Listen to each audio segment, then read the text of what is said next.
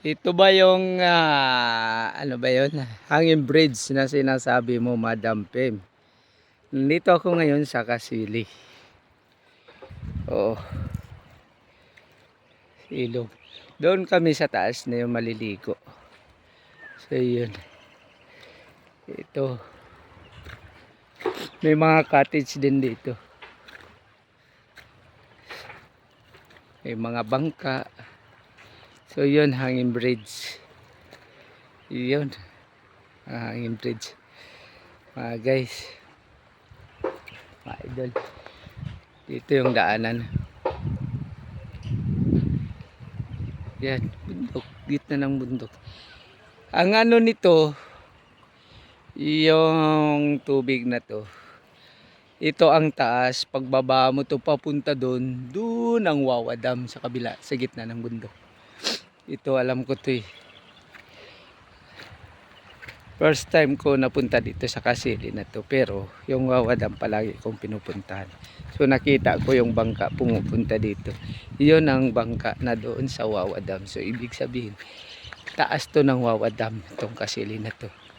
Yan o, hanging bridge. Oo, pwede tayong pumunta doon. Kaso lang, doon, dadaan ko muna yung kabayo o. May kabayo. Kaso lang, idadaan ko muna yung motor ko. Dito sa, ano na to. Kasi doon kami maliligo sa dulo na yun.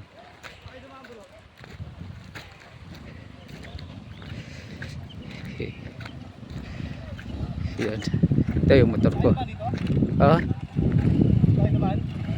Oo. Yan.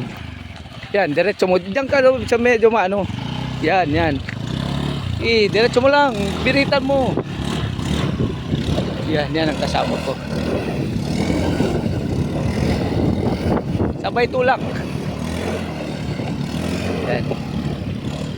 Ito ng anak ko, dinala ko. Kasi, ano namin. Iwan mo pa doon yung motor. Sabi niya hindi makapasok daw yung sa akin. Ano namin motor ni Isidro doon? Kamukha kamukha. Ano? Alam mo, hindi naman makakapasok. Ano bang pinagkaiba ng motor nila sa motor natin? Di ba? Oh, yan. Dito kami.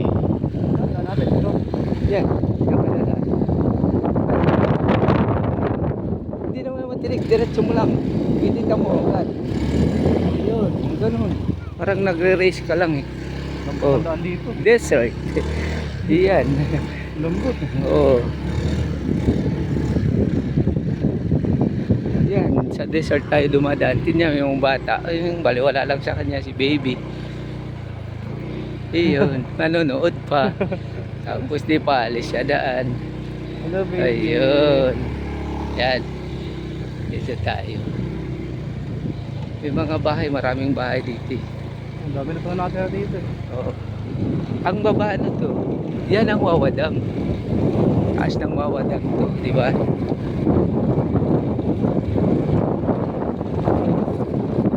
Karawas ng motor dito mamaya. Karawas rin tayo ng motor mamaya.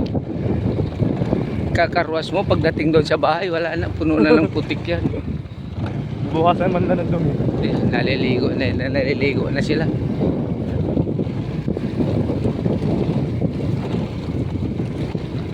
Magugutom tayo dito. Wala tayong baon. Sakto yan bro, mapasting naman tayo eh. Tama, magsasaya na tayo. Yung mga bata ba, kawawa kasi wala tayong baon.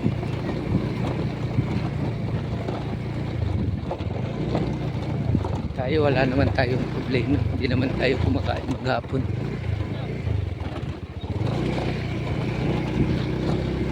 Yan mga kasama namin naliligo na.